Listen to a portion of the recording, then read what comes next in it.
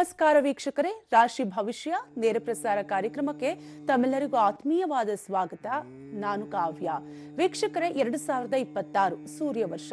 So ಈ ಸೂರ್ಯ ವರ್ಷ ಯಾರಿಗೆಲ್ಲ ಅನುಕೂಲ ಆಗುತ್ತೆ, ಅನುಕೂಲ ಆಗ್ಬೇಕಂದ್ರೆ ಏನ್ ಮಾಡ್ಬೇಕು, ಸೂರ್ಯ ವರ್ಷದ ಪ್ರಾಮುಖ್ಯತೆ ಏನು, ಹೀಗೆ ಹಲವಾರು ವಿಚಾರದ ಬಗ್ಗೆ ಮಾಹಿತಿಯನ್ನು ತಿಳಿಸಿಕೊಡಲು ನಮ್ಮ ಜೊತೆಗಿದ್ದಾರೆ ಖ್ಯಾತ ಸಂಖ್ಯಾಶಾಸ್ತ್ರಜ್ಞರು ಆಗಿರುವಂತಹ ಶ್ರೀ ಆದಿತ್ಯ ನಾರಾಯಣ ಮಹರ್ಷಿ ಗುರುಜಿ ಅವರು. ಬನ್ನಿ ಅವರನ್ನ ಕಾರ್ಯಕ್ರಮಕ್ಕೆ ಸ್ವಾಗತಿಸೋಣ.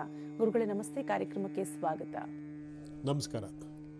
ಓಕೆ ಗುರುಗಳೇ, ಹೊಸ ವರ್ಷ ಹೊಸ ಹರ್ಷ 2026ಕ್ಕೆ ಕಾಲಿಟ್ಟೇ ಬಿಟ್ಟಿದ್ದೀವಿ. ಸೊ ಈ 2026ನ ಸೂರ್ಯ ವರ್ಷ ಅಂತ ಹೇಳ್ತಾರೆ. ಸೊ ಈ ಸೂರ್ಯ ವರ್ಷದ ಮಾಹಿತಿ ಬಗ್ಗೆ ಕಂಪ್ಲೀಟ್ ಆಗಿ ತಿಳಿಸ್ಕೊಡಿ ಗುರುಜಿ.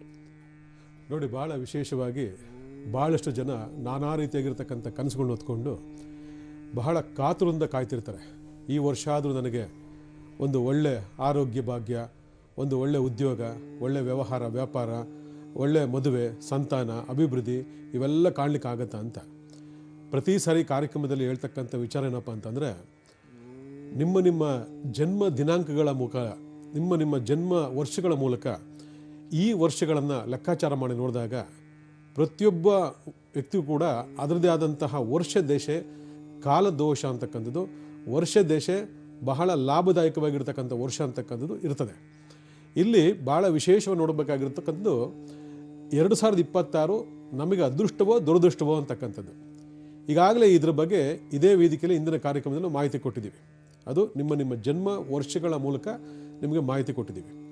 ಆದರೆ ಇನ್ನು ಜನರಲ್ಲಾಗಿ ಹೇಳಬೇಕು ಅಂತಂದಾಗ ಇದು ಸೂರ್ಯ ವರ್ಷ 2026 ಎಲ್ಲ ಟೋಟಲ್ ಮಾಡಿದ ಬರ್ತಕ್ಕಂಥ ಸಂಖ್ಯೆ ಎಷ್ಟು? 1. ಈ 1 ಅಂತಕ್ಕಂಥ ಸಂಖ್ಯೆ ಆರಂಭದ ಸಂಖ್ಯೆ. ಯಾಕಂದರೆ 1ನೇ ಸಂಖ್ಯೆ, ಈಗ ಸೂರ್ಯ ವರ್ಷ, ನೆಕ್ಸ್ಟ್ ಇಯರ್ ಚಂದ್ರ ವರ್ಷ, ಅದು ನೆಕ್ಸ್ಟ್ ಇಯರ್ ಗುರು ವರ್ಷ, ಅದು ನೆಕ್ಸ್ಟ್ ರಾಹು ವರ್ಷ, ಈಗ 9 ಗ್ರಹಗಳ ಒಂದು ಸಂಯೋಗ ಏನಿದೆ ಸೃಷ್ಟಿ ಬ್ರಹ್ಮಾಂಡದಲ್ಲಿ, ಅದು ರಿಪೀಟ್ ಆಗ್ತಾ ಹೋಗ್ತಾ ಇರ್ತದೆ. ಆ ರಿಪೀಟ್ ಆಗ್ತಕ್ಕಂಥ ಲೆಕ್ಕಾಚಾರದಲ್ಲಿ 2025 9ನೇ ವರ್ಷ, ಅಲ್ಲಿಗೆ ಇದು 1ನೇ ವರ್ಷ ಮತ್ತೆ ಪ್ರಾರಂಭ ಆಗ್ತಾ ಇದೆ. ಈ ಸೂರ್ಯ ವರ್ಷ ಅಂತಕ್ಕಂಥದ್ದು ಏನಿದರ ಪ್ರಾಮುಖ್ಯತೆ ಏನು ಅಂತ ತಗೊಂಡಾಗ, ಇಡೀ ಜಗತ್ತಿನಲ್ಲಿ ಯಾರು ದೇವರು ನೋಡಿದಾರೋ ನೋಡಿಲ್ವೋ, ಆದರೆ ಸೂರ್ಯ ಚಂದ್ರ ಅಂತಕ್ಕಂಥ ಒಂದು ಪ್ರತ್ಯಕ್ಷ ದೈವವನ್ನು ನೀವು ಎಲ್ಲರೂ ನೋಡ್ಬೋದು. ಯಾಕಂದರೆ ಇಡೀ ಬ್ರಹ್ಮಾಂಡ ಸೃಷ್ಟಿಯಲ್ಲಿ ಸೂರ್ಯ ನಾಯಕ ಅಂತ ಹೇಳ್ತೀವಿ. ಯಾಕಂದರೆ ಸೂರ್ಯ ನಾಯಕ ಅಂತಂದರೆ ಆ ಸೂರ್ಯನ ತೇಜಸ್ಸು, ಸೂರ್ಯನ ವರ್ಚಸ್ಸು, ಸೂರ್ಯನ ಬೆಳಕು ಇಲ್ಲ ಅಂದರೆ ಇಡೀ ಬ್ರಹ್ಮಾಂಡ ಸೃಷ್ಟಿನೇ ಇಲ್ಲ. ಅಂಥದ್ರಲ್ಲಿ ಸೂರ್ಯನ ನಾವು ಪಿತೃಕಾರಕ ಅಂತ ಕರಿತೀವಿ ನಾವು. ಹಾಗೆ ಸೂರ್ಯನ ನಾವು ಆತ್ಮಕಾರಕ ಅಂತ ಕರಿತೀವಿ, ಹಾಗೆ ಬೆಳಕಿನ ಕಾರಕ ಅಂತ ಕರಿತೀವಿ. ಅಲ್ಲಿಗೆ ಈ ಆತ್ಮಕಾರಕ, ಪಿತೃಕಾರಕ ಮತ್ತು ಬೆಳಕಿನ ಕಾರಕ ಆಗಿರತಕ್ಕಂತಹ ಸೂರ್ಯ ಭಗವಾನ್ ಪ್ರತಿಯೊಬ್ಬರ ಜೀವನದಲ್ಲಿ ಎಷ್ಟು ಪ್ರಾಮುಖ್ಯತೆಯನ್ನು ಪಡ್ಕೊಂಡಿದೆ ಅಂತಂದರೆ ನಿಮಗೆ ಹೇಳಲು ಅಸಾಧ್ಯ. ಯಾಕಂದರೆ ಸೂರ್ಯ ದೇವ ಇಲ್ಲ ಅಂತಂದರೆ ನಮಗೆ ಬೆಳಕು, ನಾವೀಗೇನು ನೋಡ್ತಾ ಇದ್ದೀವಿ ನೋಟ, ಈ ಬೆಳಕೇ ಇರೋದಿಲ್ಲ. ಪ್ರಪಂಚಕ್ಕೆ ಬೆಳಕೇ ಇಲ್ಲ ಅಂತಂದರೆ ಆ ಭೂಮಿ, ಆ ಪ್ರಕೃತಿ ಏನಾಗುತ್ತೆ ಅನ್ನೋದ್ರ ಬಗ್ಗೆ ಎಲ್ರಿಗೂ ಅರಿವಿದೆ. ಆದರೆ ಆ ಸೂರ್ಯ ದೇವ ಪ್ರಕೃತಿನ ಬಿಟ್ಬಿಡೋಣ, ನಮ್ಮ ಜೀವನದಲ್ಲಿ ಸೂರ್ಯ ದೇವನ ಪ್ರಾಮುಖ್ಯತೆ ಏನು, ನಮ್ಮ ಜೀವನದ ಯಾವ ಭಾಗಕ್ಕೆ ಈ ಸೂರ್ಯ ದೇವನ ಪ್ರಮುಖವಾಗಿರ್ತಕ್ಕಂತಹ ವಿಚಾರ ಇದೆ ಅಂತಕ್ಕಂಥದ್ದು ನೀವೆಲ್ಲ ತಿಳ್ಕೋಬೇಕು. ಯಾಕಂದರೆ ಎಷ್ಟೋ ಜನಕ್ಕೆ ಗೊತ್ತಿದೆ, ಎಷ್ಟೋ ಜನಕ್ಕೆ ಗೊತ್ತಿಲ್ಲ. ಇಡೀ ಶರೀರ ಪಂಚಭೂತಗಳಿಂದ ನಿರ್ಮಾಣ ಆಗಿದೆ, ಹಾಗೆ 9 ಗ್ರಹಗಳ ಕಂಟ್ರೋಲ್ ಇರ್ತದೆ ಅಂತೇಳಿ. ನಮ್ಮ ದೇಹದ ಪ್ರತಿಯೊಂದು ಅಂಗಗಳು ಕೂಡ ಈ ನವಗ್ರಹಗಳ ಒಂದು ಪ್ರಭಾವಕ್ಕೆ ಒಳಗಾಗಿದೆ ಅಂತಕ್ಕಂಥದ್ದು ಎಷ್ಟೋ ಜನಕ್ಕೆ ಗೊತ್ತಿಲ್ಲ, ಕೆಲವರು ಗೊತ್ತಿದೆ. ಆದರೂ ಕೂಡ ಇವತ್ತು ಹೇಳ್ತಕ್ಕಂಥ ವಿಚಾರ ಏನಪ್ಪ ಅಂದರೆ, ಈ 9 ಗ್ರಹಗಳಲ್ಲಿ ಸೂರ್ಯನ ಪ್ರಮುಖವಾಗಿರ್ತಕ್ಕಂಥ ವಿಚಾರ ಇವತ್ತು ಬಂದಿರೋದ್ರಿಂದ ಸೂರ್ಯನಿಗೆ ನಾವು ಆಗಲೇ ಹೇಳಿದ್ವಿ ಆತ್ಮಕಾರಕ ಅಂತೇಳಿ. ಅಂದರೆ ಪ್ರತಿಯೊಬ್ಬ ಜೀವಿಸ್ತಿದ್ದಾನೆ, ಜೀವಂತವಾಗಿದ್ದಾನೆ ಅಂತಂದರೆ ಅದಕ್ಕೆ ಪ್ರಾಣ ಬಹಳ ಇಂಪಾರ್ಟೆಂಟ್. ಪ್ರಾಣ ಇಲ್ಲದ ವ್ಯಕ್ತಿಯನ್ನು ನಾವು ಡೆಡ್ ಬಾಡಿ ಅಂತ ಕರಿತೀವಿ ನಾವು, ಆಯಿತಾ. ಆ ಬಾಡಿ ಅಲ್ಲಿ ಚೈತನ್ಯ ಇರಬೇಕು, ಜೀವ ಇರಬೇಕು, ಶಕ್ತಿ ಇರಬೇಕು ಅಂತಂದರೆ ಆತ್ಮಕಾರನಾಗಿರ್ತಕ್ಕಂಥ ಸೂರ್ಯ ದೇವನ ಬಹಳ ಪ್ರಬಲವಾಗಿರ್ತಕ್ಕಂತಹ ಶಕ್ತಿ ಇರಬೇಕು. ಅಲ್ಲಿಗೆ ನಮ್ಮ ಆತ್ಮಗಳಿಗೆ ಪ್ರಬಲವಾಗಿರ್ತಕ್ಕಂತಹ ಆ ಸೂರ್ಯ ದೇವನ ಶಕ್ತಿ ಇದೆ ಅಂತಂದರೆ ಇವತ್ತು ಎಷ್ಟು ಜನ ಹಾರ್ಟ್ ಪ್ರಾಬ್ಲಮ್ಮು, ಹಾರ್ಟಲ್ಲಿ ಹಂಗಂತೆ ಹಿಂಗಂತೆ, ವೀಕ್ ಅಂತೆ, ತೊಂದರೆ ಅಂತೆ, ಆಪ್ರೇಷನ್ ಅಂತೆ, ಅದಂತೆ ಇದಂತೆ ಎಷ್ಟು ಜನ ಮಾಡ್ಕೋತೀರಿ ಲೆಕ್ಕ ಮಾಡ್ಕೊಳ್ಳಿ. ಅಂದರೆ ಆ ಒಂದು ಭಾಗಕ್ಕೆ ನಮಗೆ ತೊಂದರೆ ಆಯಿತು ಅಂದಾಗ ನಮಗೆ ಡಾಕ್ಟ್ರು ಕೂಡ ಗ್ಯಾರಂಟಿನೇ ಕೊಡೋದಿಲ್ಲ. ಇಲ್ಲ ಬಿಡ್ರೆ ಅವ್ರದ್ದು ಹಾರ್ಟ್ ವೀಕ್ ಇದೆ ಅಂದ್ಬಿಡ್ತಾರೆ. ಇಲ್ಲ ಅದು ಹೋಲಿದೆಯಂತೆ, ಅದಂತೆ ಇದಂತೆ. ಮಕ್ಕಳು, ಸಣ್ಣ ಮಕ್ಕಳಲ್ಲೂ ಕೂಡ ಹಾರ್ಟಲ್ಲಿ ಹೋಲಿದೆ ಅಂತ ಹೇಳ್ತಾರೆ. ಅಂದರೆ ಇವೆಲ್ಲ ಆತ್ಮಕ್ಕೆ ತೊಂದರೆ ಆದಂಥ ಸಂದರ್ಭದಲ್ಲಿ ಹೃದಯಕ್ಕೆ ಸಮಸ್ಯೆ ಆಗುತ್ತೆ. ಅಂದರೆ ಆ ಹೃದಯದಲ್ಲಿರ್ತಕ್ಕಂತಹ ಈ ಆತ್ಮಕಾರಕತಕ್ಕಂಥ ಸೂರ್ಯನಿಗೆ ಯಾವುದಾದ್ರೂ ಒಂದು ಜನ್ಮತಾ ಬಂದಿರತಕ್ಕಂಥ ಜನ್ಮ ದೋಷಗಳ ಪ್ರಭಾವ ಇತ್ತು ಅಂದಾಗ ಅದು ನೇರವಾಗಿ ಕೆಲಸ ಮಾಡ್ತಕ್ಕಂಥದ್ದು ಹೃದಯದ ಮೇಲೆ. ಅಲ್ಲಿಗೆ ಆ ಹೃದಯದ ಮೇಲೆ ಕೆಲಸ ಮಾಡ್ತಕ್ಕಂತಹ ಆ ಸೂರ್ಯ ದೇವನ ಪ್ರಭಾವಗಳು ಮನುಷ್ಯನಿಗೆ ನಾನಾ ರೀತಿಯಾಗಿರ್ತಕ್ಕಂತಹ ಹೃದಯ ಬಾಧೆಗಳನ್ನು ತಂದುಕೊಡುತ್ತೆ. ಅಂದರೆ ನಮ್ಮ ಜಾತಕದಲ್ಲಿ ಸೂರ್ಯ ಯಾವ ಭಾಗದಲ್ಲಿದ್ದಾನೆ, ಯಾವ ಮನೆಯಲ್ಲಿದ್ದಾನೆ, ಅವನು ಮಿತ್ರನೋ ಶತ್ರುನೋ ಅಥವಾ ಯಾವ ನಕ್ಷತ್ರದಲ್ಲಿ ಕೂತ್ಕೊಂಡಿದ್ದಾನೆ, ಯಾವ ರಾಶಿಯಲ್ಲಿ ಕೂತ್ಕೊಂಡಿದ್ದಾನೆ ಅಂತಕ್ಕಂಥದ್ದನ್ನ ಪ್ರತಿಯೊಬ್ಬರು ಬಹಳ ಮುಖ್ಯ ನೋಡ್ಕೋಬೇಕಾಗಿರೋದು ಬಹಳ ಬಹಳ ಇಂಪಾರ್ಟೆಂಟ್. ಯಾಕಂದರೆ ಆತ್ಮನೇ ಇಲ್ಲ, ಪ್ರಾಣನೇ ಇಲ್ಲ, ಹೃದಯನೇ ಸರಿ ಇಲ್ಲ ಅಂದರೆ ಏನು ಮಾಡ್ತೀರಿ ಜೀವನದಲ್ಲಿ? ಮುಗೀತಲ್ಲ, ಇಂಜಿನೇ ಇಲ್ದಿರೋ ಗಾಡಿ ಆಗ್ಬಿಡ್ತದೆ. ಈ ರೀತಿ ಬಹಳ ವಿಶೇಷವಾಗಿ ನಾವು ಆತ್ಮಕನಾಗಿರ್ತಕ್ಕಂಥ ಸೂರ್ಯ ದೇವನನ್ನು ನಾವು ಪ್ರತ್ಯಕ್ಷವಾಗಿ ನಾವು ನೋಡ್ತಾ ಇದ್ದೀವಿ, ಅನುಭವಿಸ್ತಾ ಇದ್ದೀವಿ.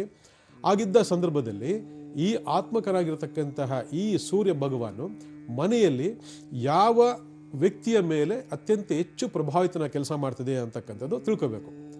ಈಗ ಜಗತ್ತಿನ ಸೃಷ್ಟಿಯಲ್ಲಿ ಎಲ್ಲ ಆತ್ಮಗಳು ಕಾರಣ ಆಗಿರ್ತಕ್ಕಂಥವ್ರು ಸೂರ್ಯದೇವ. ಹಾಗೆ ಮನೆಯಲ್ಲೂ ಒಬ್ಬರಿರ್ತಾರೆ, ಯಾರದು ಅಂತಂದರೆ ನಾನು ನಿಮ್ಗಾಗಲೇ ಹೇಳಿದೆ, ಆತ್ಮಕಾರಕ ಪಿತೃಕಾರಕ ಅಂತ. ಅಲ್ಲಿಗೆ ತಂದೆ ಪಿತೃಕಾರಕನಾದಂಥ ವರ್ಗಕ್ಕೆ ಬಂದ್ಬಿಡ್ತಾರೆ. ಅಲ್ಲಿಗೆ ನಮ್ಮ ತಂದೆ, ನಮಗೆ ಜನ್ಮ ಕೊಟ್ಟಿರ್ತಕ್ಕಂಥ ತಂದೆ, ಅವರು ಪಿತೃಕಾರನಾಗೆ ಬಂದ್ಬಿಡ್ತಾರೆ. ಆ ಪಿತೃಕಾರನಾಗಿರ್ತಕ್ಕಂತಹ ತಂದೆಯನ್ನು ನಾವು ಯಾವ ರೀತಿ ನೋಡ್ಕೋಬೇಕು, ಯಾವ ರೀತಿ ಪ್ರೀತಿ ಮಾಡಬೇಕು, ಯಾವ ರೀತಿ ವಿಶ್ವಾಸದಿಂದ ಕಾಣಬೇಕು, ಹೇಗೆ ನಂಬಿಕೆಯಿಂದ ಕಾಣಬೇಕು, ಹೇಗೆ ಅವ್ರನ್ನ ರಕ್ಷಣೆ ಮಾಡಬೇಕು, ಹೇಗೆ ಅವ್ರನ್ನ ಅನುಸರಣೆ ಮಾಡಬೇಕು ಅಂತಕ್ಕಂಥದ್ದು ಎಷ್ಟೋ ಜನ ಗೊತ್ತಿಲ್ಲ. ಇವತ್ತು ತಂದೆ ಕಂಡ್ರೆ ಪ್ರಾಣ ಬಿಟ್ಕೊಳ್ತಕ್ಕಂಥವ್ರು ಎಷ್ಟೋ ಜನ ಇದ್ದಾರೆ ನಮ್ಮಲ್ಲಿ. ಅದೇ ತಂದೆ ಕಂಡ್ರೆ ಬದ್ಧ ವೈರಿಗಳ ಕೆಲಸ ಮಾಡ್ತಕ್ಕಂಥವ್ರು ನಮ್ಮಲ್ಲಿದ್ದಾರೆ. ಎಷ್ಟೋ ಜನ ಕೊಲೆ ಮಾಡಿಬಿಡ್ತಾರೆ. ನಾವೆಲ್ಲ ಪತ್ರಿಕೆ ಟಿವಿಗಳು ನೋಡ್ತಾ ಇರ್ತೀವಿ. ಎಷ್ಟೋ ಜನ ಭಾಳ ತಿರಸ್ಕಾರವಾಗಿ ಕಾಣ್ತೀರಿ, ಎಷ್ಟು ಜನ ಕಣ್ಣೀರು ಹಾಕ್ಸ್ತಿರ್ತೀರ ನೋಡಿ. ಪಿತೃಕನಾಗಿರ್ತಕ್ಕಂಥ ಸೂರ್ಯ ದೇವನ ಪ್ರಭಾವ ಇರತಕ್ಕಂಥ ಆ ತಂದೆ ನಮಗೆ ನಿಮಗೆ ಎಲ್ಲರೂ ಕೊಡ್ತಕ್ಕಂಥದ್ದು ಒಂದೇ ಒಂದು ಶಕ್ತಿ ಅಂತಂದರೆ ಅದು ಪ್ರಾಣ. ನೋಡಿ, ಎಷ್ಟೋ ಜನ ಗೊತ್ತಿಲ್ಲ ಈ ವಿಶೇಷ. ಭಾಳ ಜನ ಹೇಳ್ತಾರೆ ಸೂರ್ಯ ಅಲ್ಲಿದ್ದಾನೆ ಇಲ್ಲಿದ್ದಾನೆ ಅಂತ ಹೇಳ್ತಾರೆ. ಆದರೆ ತಂದೆ, ಪಿತೃಕನಾಗಿರ್ತಕ್ಕಂಥ ತಂದೆ ಪ್ರತಿಯೊಂದು ಮಗುವಿಗೂ ಕೂಡ ಪ್ರಾಣವನ್ನು ಕೊಡ್ತಾನೆ. ಅಂದರೆ ತಂದೆ ಪ್ರಾಣಕಾರಕ. ಆ ತಂದೆ ಪ್ರಾಣವೇ ಆತ್ಮಕಾರಕ ಸೂರ್ಯದೇವ. ತಾಯಿ ಶರೀರ ಕೊಡ್ತಾಳೆ. ತಂದೆ ಪ್ರಾಣ ಕೊಟ್ಟರೆ ತಾಯಿ ಶರೀರ ಕೊಡ್ತಾಳೆ. ಅದೇ 9 ಮಾಸ 9 ಗ್ರಹ. ಈ ಸೃಷ್ಟಿಯಲ್ಲಿರ್ತಕ್ಕಂತಹ ಈ ವಿಚಾರ ತಿಳ್ಕೊಳ್ಳದೆ ಇವತ್ತು ಯಾವುದ್ಯಾವುದೋ ಕ್ಷುಲ್ಲಕ ಕಾರಣಗಳಿಗೆ ನಮ್ಮ ಅಪ್ಪ ಆಸ್ತಿ ಕೊಟ್ಟಿಲ್ಲ, ನಮ್ಮ ಅಪ್ಪ ದುಡ್ಡು ಕೊಟ್ಟಿಲ್ಲ, ನಮ್ಮಪ್ಪ ನನ್ನ ನೋಡ್ಕೊಂಡಿಲ್ಲ, ನಮ್ಮಪ್ಪ ಅವ್ರನ್ನ ಇಟ್ಕೊಂಡ ಇವ್ರನ್ನ ಇಟ್ಕೊಂಡ ನಮ್ಮಲ್ಲಿ ತಿರಸ್ಕಾರ ಮಾಡ್ಬಿಟ್ಟ, ಇವೆಲ್ಲ ಬಹಳಷ್ಟು ಇದೆ ಸಾಮಾಜಿಕವಾಗಿ. ಆದರೆ ನಾವು ಅಂತರಾತ್ಮದಲ್ಲಿ ನಾವು ಇಟ್ಕೊಳ್ಬೇಕಾಗಿರೋ ಒಂದು ನಿಯತಿ ಏನಪ್ಪ ಅಂದರೆ, ನನಗೆ ಒಂದು ಜನ್ಮ ಕೊಟ್ಟಿದ್ದಾನೆ, ನಾನು ಆ ಋಣ ತೀರಿಸಬೇಕು. ಯಾರನ್ನೂ ತಾಯಿ ತಂದೆ ಋಣ ತೀರ್ಸೋಕ್ಕೆ ಸಾಧ್ಯನೇ ಇಲ್ಲ. ಆದರೆ ಆ ಋಣ ತೀರಿಸೋದು ಬಿಟ್ಬಿಟ್ಟು ಅವ್ರ ಮೇಲೆ ಇಲ್ಲಿಸದ ದ್ವೇಷ, ಅಸೂಯೆ, ಮೋಸ, ವಂಚನೆ ಇವೆಲ್ಲ ಮಾಡ್ಕೊಂಡು ಇವತ್ತು ಆಸ್ತಿ ಪಾಸ್ತಿಗೋಸ್ಕರ ಸ್ಟೇಷನ್ಗೆ ಎಳೆಯೋದು, ಆದಿರಂಪ ಬೀದಿರಂಪ ಕೋರ್ಟ್ಗೆ ಎಳೆಯೋದು, ಕಣ್ಣೀರು ಹಾಕ್ಸೋದು, ಅವ್ರು ನೋಡ್ಕೊಳ್ದೇ ಇರತಕ್ಕಂಥದ್ದು, ಅವರು ಕೊನೆಗಾಲಗಳಲ್ಲಿ ಅವ್ರನ್ನ ಚಿತ್ರಹಿಂಸೆ ಮಾಡತಕ್ಕಂಥದ್ದು, ತಗೊಂಡು ಎಲ್ಲೋ ಒಂದು ಕಡೆ ಬಿಸಾಕ್ ಬರೋದು, ಇವೆಲ್ಲ ಮಾಡೋದ್ರಿಂದ ಆತ್ಮಕರನಾಗಿರ್ತಕ್ಕಂತಹ ಪಿತೃಕರನಾಗಿರ್ತಕ್ಕಂಥ ಸೂರ್ಯದೇವ ನಿಮ್ಮ ಜಾತದಲ್ಲಿ ನೀಚನ ಕೆಲಸ ಸ್ಟಾರ್ಟ್ ಮಾಡ್ತಾನೆ. ಆ ನೀಚವ ಕೆಲಸ ಮಾಡ್ತಕ್ಕಂಥದ್ದು ಒಂದು ಜನ್ಮಕ್ಕೂ ಎಲ್ಲ, ಜನ್ಮಾಂತ ಮುಗಿತಾ ಹೋಗುತ್ತೆ. ಅದಕ್ಕೆ ಹಾರ್ಟಲ್ಲಿ ಹೋಲ್ ಬಂದ್ಬಿಡುತ್ತೆ, ಅದಕ್ಕೆ ಹಾರ್ಟ್ ಪ್ರಾಬ್ಲಮ್ ಬರುತ್ತದೆ, ಅವಾಗವಾಗ ಹಾರ್ಟ್ ಅಟ್ಯಾಕ್ಗಳಾಗ್ತದೆ. ಅರ್ಥ ಮಾಡ್ಕೊಳ್ಳಿ. ಸುಮ್ಮನೆ ಅಲ್ಲ, ಸೃಷ್ಟಿ ಸುಮ್ಮನೆ ಅಲ್ಲ. ಸೂರ್ಯದೇವ ಅಂತಂದ್ರೆ ಇಡೀ ಬ್ರಹ್ಮಾಂಡದ ನಾಯಕ. ಅವ ಇನ್ನೊಂದು ವಿಶೇಷ ಹೇಳ್ತೇನೆ. ಸೂರ್ಯದೇವ ಅಂದ ತಕ್ಷಣ ಒಬ್ಬರು ಸೂರ್ಯ ಇಲ್ಲ ಇಲ್ಲಿ ಪ್ರಪಂಚದಲ್ಲಿ. ನಿಮ್ಗೆ ಯಾರು ಹೇಳ್ಕೊಟ್ಟಿಲ್ಲ ಈ ಸೀಕ್ರೆಟ್, ಆಯ್ತಾ? ಪ್ರತಿ ಒಂದು ಗ್ರಹಗಳು 1 ರಿಂದ 9 ಗ್ರಹಗಳು ಎಲ್ಲರೂ ಕೂಡ 9 ವರ್ಗದಲ್ಲಿದ್ದಾರೆ. ಈಗ ಆ 9 ಅಂದ್ರೆ ಅರ್ಥ ಮಾಡ್ಕೊಳ್ಳಿ, 9 ಸೂರ್ಯರಿದ್ದಾರೆ ಪ್ರಪಂಚದಲ್ಲಿ. ಸೃಷ್ಟಿಯಲ್ಲಿ 9 ಸೂರ್ಯರಿದ್ದಾರೆ. ಆ 9 ಸೂರ್ಯದಲ್ಲಿ ನಮಗೆ ಕಾಣಿಸ್ತಾ ಇರೋದು ಒಂದೇ ಒಂದು ಸೂರ್ಯ. ಈ 9 ಸೂರ್ಯ ದೇವರಿಗೂ ಒಂದೊಂದು ನಂಬರ್ ಇದೆ. ಇದೆಲ್ಲ ದೊಡ್ಡ ಸೀಕ್ರೆಟ್ಗಳಿದೆ. ಎಷ್ಟು ಜನಕ್ಕೆ ಆಶ್ಚರ್ಯ ಆಗ್ಬೋದು. ಅಲ್ಲೆಲ್ಲೋ ಹೋಗಿ 2 ಸೂರ್ಯ ಇದೆ ಅಂತ ಹೇಳಿ ಯಾರೋ ತೋರಿಸ್ತಾರೆ ವಿಜ್ಞಾನಿಗಳು. ಆದರೆ ವಿಜ್ಞಾನಕ್ಕೂ ನಿಲ್ತಕ್ಕಂತಹ ಹಲವಾರು ವಿಚಾರಗಳು ನಮ್ಮ ಈ ಸೂರ್ಯ ಬ್ರಹ್ಮಾಂಡದಲ್ಲಿದೆ. ಈ ಬ್ರಹ್ಮಾಂಡದಕ್ಕಂತಹ ಈ ಸೂರ್ಯ ಪ್ರಾಣಿ, ಪಕ್ಷಿ, ಮನುಷ್ಯ, ಸೃಷ್ಟಿ, ಪ್ರಕೃತಿ, ಜಲ, ಚಲ ಎಲ್ಲ ಕಡೆನೂ ಇದರ ಪ್ರಭಾವ ಇರ್ತದೆ. ಅಂತ ಸೂರ್ಯ ದೇವನ ರೂಪವಾಗಿರ್ತಕ್ಕಂತಹ ಪ್ರತಿರೂಪವಾಗಿರ್ತಕ್ಕಂತಹ ನಮಗೆ ಜನ್ಮ ಕೊಟ್ಟಿರ್ತಕ್ಕಂಥ ನಮಗೆ ಪ್ರಾಣ ಕೊಟ್ಟಿರ್ತಕ್ಕಂತಹ ಆ ತಂದೆಯನ್ನು ತಿರಸ್ಕಾರ ಮಾಡ್ತಕ್ಕಂಥದ್ದು ಎಷ್ಟು ಮಟ್ಟಿಗೆ ಸರಿ ಅಂತಕ್ಕಂಥದ್ದು ಈ ಕಾರ್ಯಕ್ರಮ ನೋಡ್ಕೊಂಡು ತಿಳ್ಕೊಳ್ಳಿ. ಅವ್ರು ಏನೇ ಮಾಡ್ಕೊಳ್ಳಿ ಆಯಿತಾ, ಅವ್ರ ಆಸ್ತಿ ಕೊಡಲಿ, ಅಂತಸ್ತು ಕೊಡದೇ ಇರಲಿ, ದುಡ್ಡು ಕೊಡದೇ ಇರಲಿ, ಚೆನ್ನಾಗಿ ನೋಡ್ಕೊಳ್ದೇ ಇರಲಿ, ಅದಕ್ಕೆಲ್ಲ ಯಾವುದಾದ್ರು ಜನ್ಮದೋಷಗಳ ಕಾರಕತ್ವ ಇರ್ತದೆ. ತಂದೆಗೆ ಮಗನಿಗೆ ಆಗಲ್ಲ ಅಂತಕ್ಕಂಥದ್ದು ಇರ್ತದೆ. ಈ ರೀತಿ ಎಲ್ಲ ವ್ಯತ್ಯಾಸಗಳಾಯ್ತು ಅಂದಾಗ ನಮ್ಗೆ ಏನಾಗ್ತದೆ, ಅಲ್ಲೆಲ್ಲೋ ಒಂದು ಕಡೆ ಸಾಮಾಜಿಕ ತೊಂದರೆ ಆಗ್ತದೆ. ಅದಕ್ಕೆ ತಂದೆ ಸರಿ ಇಲ್ಲ ಅಂತ ವೈರತ್ವ ಮಾಡ್ತಕ್ಕಂಥಲ್ಲ. ಮಾತಾಡ್ತೀನಿ, ವಾಚ್ ಮಾಡ್ತೇನೆ. ಈಗಾಗಲೇ ಸೂರ್ಯ ವರ್ಷದ ಬಗ್ಗೆ ಬಹಳಷ್ಟು ವಿಚಾರವನ್ನ ತಿಳಿಸ್ಕೊಟ್ರಿ, ಸೂರ್ಯ ವರ್ಷದ ಪ್ರಾಮುಖ್ಯತೆಯನ್ನ ತಿಳಿಸ್ಕೊಟ್ರಿ. ಇನ್ನು ಸೂರ್ಯನನ್ನ ಒಲಿಸಿಕೊಳ್ಬೇಕಂದ್ರೆ ಏನ್ ಮಾಡ್ಬೇಕು ಹಾಗಾದ್ರೆ ಅಂತ? ಈ ಕಲಿಯುಗದಲ್ಲಿ ಸೂರ್ಯ ಭಗವನನ್ನ ಹೋಲಿಸ್ಕೋಬೇಕು ಅಂತಂದರೆ ನಿಮ್ಮ ತಂದೆಯನ್ನು ಅತ್ಯಂತ ಪ್ರೀತಿಯಿಂದ ಕಾಣಬೇಕು. ಪ್ರತಿ ಭಾನುವಾರ ಅವರ ಆಶೀರ್ವಾದ ತಗೋಬೇಕು. ಇದು ಬಹಳ ಬಹಳ ಮುಖ್ಯವಾದ ವಿಚಾರ. ಏನೇ ದ್ವೇಷ, ಅಸೂಯೆ, ವೈರತ್ವ ಏನೇ ಇದ್ರೂ ಕೂಡ ನಿಮಗೆ ಪ್ರಾಣದಾತ, ನಿಮಗೆ ಪ್ರಾಣ ಕೊಟ್ಟಿರೋರನ್ನ ನೀವು ಗೌರವವಾಗಿ ಭಕ್ತಿಯಿಂದ ಕಾಣಬೇಕಾಗಿರೋದು. ಅವರನ್ನು ಕೊನೆವರೆಗೂ ನೋಡ್ಕೊಳ್ಬೇಕಾಗಿರ್ತಕ್ಕಂಥದ್ದು ಬಹಳ ಪ್ರಮುಖವಾಗಿರ್ತಕ್ಕಂಥ ಕರ್ತವ್ಯ. ಇದು ಒಂದು. ಎರಡನೇದೇನಪ್ಪ ಅಂತಂದರೆ, ನಾನು ಆಗ ಹೇಳಿದೆ ಹೃದಯ ಸಂಬಂಧಪಟ್ಟ ತೊಂದರೆಗಳು ಎಷ್ಟು ಜನ ಕಾಡ್ದಿದೆ ಅಂತೇಳಿ. ಇದಕ್ಕೆ ಬಹಳ ಪ್ರಮುಖವಾಗಿರ್ತಕ್ಕಂಥ ಕಾರಣ ಅಂದರೆ ಆತ್ಮಕಾರಕನಾಗಿರ್ತಕ್ಕಂಥ ಸೂರ್ಯನಿಗೆ ದೋಷ ಬಂದಿರತಕ್ಕಂಥದ್ದು. ಯಾಕಂದರೆ ಜಾತಕದಲ್ಲಿ ನೀವೆಲ್ಲ ಕೇಳೋದು ಪಿತೃದೋಷ ಅಂತೇಳಿ. ಪಿತೃಕಾರನಾಗಿರ್ತಕ್ಕಂತಹ ಆ ಭಗವಂತನಿಗೆ ನಾವು ಸರಿಯಾದ ರೀತಿಯಲ್ಲಿ ಮೋಕ್ಷವನ್ನು ಕೊಡದೆ ಹೋದರೆ ಅದೇನಾಗ್ತದೆ, ಆ ಪಿತೃದೇವ ಸೂರ್ಯ ದೋಷವಾಗಿ ಹೃದಯಕ್ಕೆ ತೊಂದರೆ ಮಾಡಿಬಿಡ್ತಾನೆ. ಅದರಿಂದ ಪಿತೃದೋಷ ಅಂತ ಕರಿತೀವಿ ನಾವು. ಈ ಪಿತೃದೋಷದಲ್ಲಿ 3 ಥರ ಪಿತೃದೋಷ ಇದೆ. ಅದು ಮೊದಲನೇದು ಜನರಲ್ಲಿ ಹೇಳ್ತಕ್ಕಂಥ ಪಿತೃದೋಷಗಳು ಅಂದರೆ ನಮ್ಮ ಹಿರಿಯರು, ನಮ್ಮಪ್ಪ, ಅವರಪ್ಪ, ಅವರಪ್ಪ, ಅವರಪ್ಪ, ಅವರಪ್ಪ, ಅವ್ರು ಯಾರಿಗೂ ಕೂಡ ನಾವು ಸದ್ಗತಿಯನ್ನು ಕೊಡಲಿಲ್ಲ, ಮೋಕ್ಷ ಕೊಡಲಿಲ್ಲ ಅಂತಂದಾಗ ಅವೆಲ್ಲವೂ ಕೂಡ ಪಿತೃದೋಷ ಪರಿಮಾಣ ಆಗಿ ನಮಗೆ ಸೂರ್ಯ ದೋಷ ಅಂತ ಜಾತಕದಲ್ಲಿ ಕಾಣಿಸ್ಕೊಂಡ್ಬಿಡ್ತದೆ. ಆವಾಗಲೇ ಇಂಥ ತೊಂದರೆಗಳೆಲ್ಲ ಬರ್ತಕ್ಕಂಥದ್ದು. ಅದರಿಂದ ಪಿತೃದೋಷಗಳು ನಿವೃತ್ತಿ ಮಾಡ್ಕೋಬೇಕು. ಪಿತೃದೋಷದಲ್ಲಿ ಭಾಳ ಜನ ಮಾಡ್ತಕ್ಕ ಜನರೆಲ್ಲ ಎಲ್ಲೋ ಹೋಗ್ತಾರೆ, ಏನೋ ಮಾಡ್ಕೊಂಡು ಬಂದುಬಿಡ್ತಾರೆ. ಆದರೆ ಎಷ್ಟು ಜನ ಪಿತೃಗಳಿಗೆ ಮೋಕ್ಷ ಕೊಡಬೇಕು ಅನ್ನೋದು ಗೊತ್ತೇ ಇಲ್ಲ. ತಾಯಿ ಕಡೆ ತಂದೆಗೂ ಪಿತೃಗಳಿಗೂ ಮೋಕ್ಷ ಕೊಡಬೇಕು, ತಂದೆ ಕಡೆ ಪಿತೃಗಳು ಮೋಕ್ಷ ಕೊಡಬೇಕು. ಎರಡು ಈ ನಂಬರಲ್ಲೇ ಬರ್ತಾರೆ ಅವರು. ಅದನ್ನು ಇದು ನೆನ್ಪಿಟ್ಕೊಳ್ಳಿ. ಅದರೊಳಗೆ ಪಿತೃದೈವ ದೋಷ ಅಂತ ಇರ್ತದೆ, ಪಿತೃ ಸರ್ಪದೋಷ ಅಂತ ಇರ್ತದೆ, ಪಿತೃದೋಷ ಅಂತ ಇರ್ತದೆ. ಇವು ಚೆಕ್ ಮಾಡ್ಕೋಬೇಕು. ಸುಮ್ಮನೆ ಎಲ್ಲೋ ಹೋಗ್ಬಿಟ್ಟು ನನಗೆ ಅವ್ರು ಮಾಡ್ತಾರೆ ಇವ್ರು ಮಾಡ್ತಾರೆ ಅಂತೇಳಿ ಪೂಜೆ ಮಾಡ್ಕೊಂಡ್ಬಿಟ್ಟು ನಾನು ಎಲ್ಲ ಕೊಟ್ಬಿಟ್ಟು ಆಗೋದಿಲ್ಲ. ಯಾಕಂದರೆ ಎಷ್ಟೋ ಜನ ಪಿತೃಗಳು ಇವತ್ತು ಕೂಡ ಅಲಿತಾ ಇದ್ದಾರೆ. ಸಾವಿರಾರು ಲಕ್ಷಾಂತರ ಪಿತೃಗಳು ಅಲಿತಾ ಇದ್ದಾರೆ. ಅವ್ರು ಯಾರಿಗೂ ಸದ್ಗತಿ ಇಲ್ಲ. ಆ ಸದ್ಗತಿ ಯಾವಾಗ ಕೊಡೋದಿಲ್ಲ, ಅದು ನಿಮ್ಮ ಮಕ್ಕಳಿಗೆ ಆ ಸಂತತಿ ಮೂಲಕ ವಂಶ ಪಾರಂಪರ್ಯವಾಗಿ ಆ ದೋಷಗಳು ಹೋಗ್ತಾ ಇದ್ದರೆ ಸೂರ್ಯ ದೋಷ ಬಂದ್ಬಿಡ್ತದೆ. ಈಗ ಸೂರ್ಯ ಅಂತ ತಗೊಂಡಾಗಲೇ 1, 10, 19, 28 ಅಂತೀವಿ. 28 ಬಂದು ಶನಿಯ ಒಂದು ಸಂಖ್ಯೆ. ಈ 1, 10, 19 ಇದೆಯಲ್ಲ, ನಿಮ್ಮ ಬರ್ತ್ ನಂಬರ್ ಮತ್ತು ಫ್ಯೂಚರ್ ನಂಬರು. ಇದು ಸ್ಥಾನ, ಮಾನ, ಕೀರ್ತಿ, ಪ್ರತಿಷ್ಠೆ, ಸರ್ಕಾರ, ಗೌರವ, ಅಧಿಕಾರ ಎಲ್ಲವನ್ನು ಕೊಡ್ತದೆ. ಸಂಪತ್ತನ್ನು ಕೊಡ್ತದೆ. ನೀವು ಹೇಳ್ಕೊಳ್ಳೋಕೆ ಅಷ್ಟು ಸಂಪತ್ತನ್ನು ಕೊಡ್ತದೆ. ಆಯಿತಾ, ಸನ್ಮಾನಗಳನ್ನ ಕೊಡ್ತದೆ, ಮಾನ ಮರ್ಯಾದೆಗಳನ್ನ ಹೆಚ್ಚು ಮಾಡ್ತದೆ. ಆದರೆ ಆ ಸೂರ್ಯ ನೀಚನಾಗ್ಬಿಟ್ರೆ ಇವೆಲ್ಲ ಹಾಳಾಗೋಗ್ಬಿಡ್ತದೆ. ಅದಕ್ಕೆ ನೀವೇನು ಮಾಡಬೇಕು, ಮೊದಲು ನಿಮ್ಮ ಬರ್ತ್ ನಂಬರ್ ಮತ್ತು ಫ್ಯೂಚರ್ ನಂಬರಲ್ಲಿ ಈ ಸ್ಟ್ರೆಂತ್ ಇತ್ತು, ಈ ನಂಬರ್ ಇತ್ತು ಅಂದರೆ ಮುಖ್ಯವಾಗಿ ಅದು ಯಾವ ಭಾಗಕ್ಕೆ ಪಾಸಿಟಿವ್ ಆಗಿದೆಯಾ ಅಥವಾ ನೆಗೆಟಿವ್ ಆಗಿದೆಯಾ, ದೋಷಪೂರಿತವಾಗಿದೆಯಾ ಅಂತ ಫಸ್ಟ್ ಚೆಕ್ ಮಾಡ್ಕೊಳ್ಳಿ. ಈಗ ನೇಮ್ ನಂಬರ್ ಇಟ್ಕೊಂಡಿರ್ತೀರ, ನಂಬರ್ 1 ಬಂದಿರ್ತದೆ.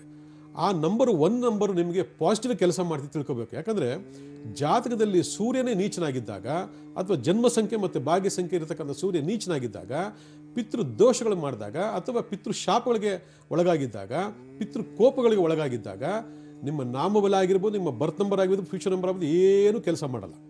ಅದರಿಂದ ನಿಮ್ಗೆ ಯಾವ ಫಲವೂ ಸಿಗೋದಿಲ್ಲ. ಅದರಿಂದ ಪಿತೃ ದೈವಗಳನ್ನು ಆರಾಧನೆ ಮಾಡ್ತಾ ಬನ್ನಿ. ಇವತ್ತಿಂದ ಪ್ರತಿ ಭಾನುವಾರ ಆಶೀರ್ವಾದ ತಗೊಳ್ಳಿ, ಅವ್ರನ್ನ ನೋಡ್ಕೊಳ್ಳಿ, ಒಳ್ಳೆಯದಾಗ್ತದೆ.